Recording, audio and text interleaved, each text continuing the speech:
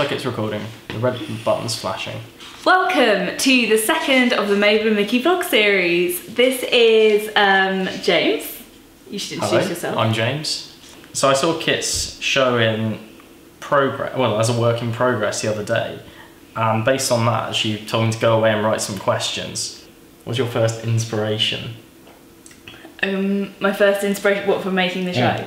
My auntie Ali gave my dad a book called I, Fatty by Jerry Stahl. And it is a novel about the Fatty Arbuckle trials. So Roscoe Arbuckle was Mabel's co-star. There was this enormous scandalous trial in 1921 that he was the centre of.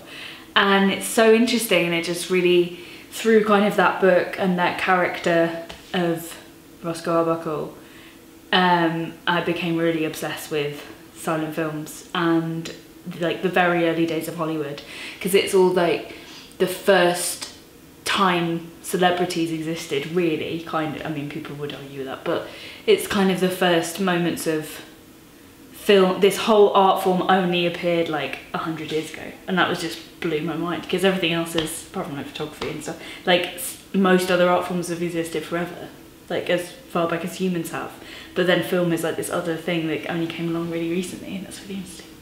What other shows and what else in general influences you? I like ghost stories, generally. Yeah.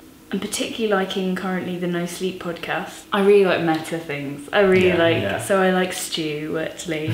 A lot of this is inspired by other poets as well, but a lot of stuff from like comedians. Like anything that's kind of one person on stage so doing like a storytelling and that kind of, okay. No, I get that vibe. Yeah. I've just been rewatching Jonathan Creek, and it's fucking brilliant. I am so mad for Jonathan Creek. It's like camp, and it's like fun, like really bleakly funny, and it's like proper great mysteries. So what are your 3 favourite books? Are there any ghost stories among them? Probably V for Vendetta.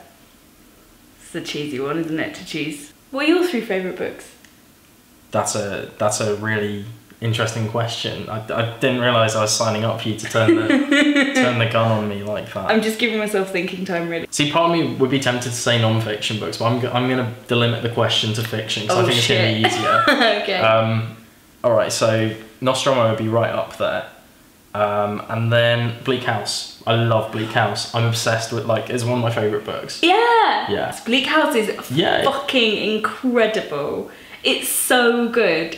I loved it so much. That's inspired me to say Nicholas Nickleby is probably one of my favourite books. Oh, it's so rambly. Some lovely Dickens. Lovely Dickens, lovely stuff. Real hefty Dickens. And then the other one I'm going to say is I have a book of new Sherlock Holmes stories, and I love Sherlock Holmes, but like there's only like 57 of them. There's only 57 or 56, I can't remember.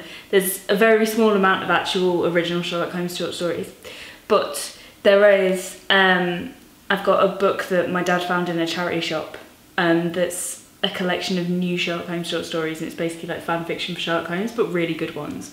Nice. So I'm sure it's out of print, but it's banging. What was the most difficult part of planning / putting on a show? The most difficult part is just maintaining confidence in the idea long enough for it to be 2 years in and still be telling people it's a good show and worth coming to see. Yeah, definitely. And it's like, oh God. It's just, and you have to kind of keep changing it just so you can stay honest when you're trying to persuade people to come. This is actually quite my 6th question, but I'm going to ask it in a different order, because I like to shake things up, as I'm sure you wrote the questions. Learned by now. So you can do whatever do you feel like you would have been friends with Mabel? That's what I want to know. I don't think she would have thought I was cool. Would you have gone for a drink with her? What? I would have liked to go for a drink with her. I think she'd have thought you were cool. You always have this thing where you don't think you're cool. And you're very cool. Oh, thanks. Yeah. She's universally considered to be like one of the best comedians of her generation. Yeah. And she was like really passionately in love with people. Yeah. And she like partied hard. And she like had the bollocks to like do really amazing things and like have her own studio at one point and like mass direct things and things like that, and it's just crazy. It's just, she's an incredible person who's been kind of lost to history. So yeah, I would have liked to be friends with her, but I think she would have been like, come back when you've got some experience, then lady. Like I think she would have just been like, no, this is ridiculous. No.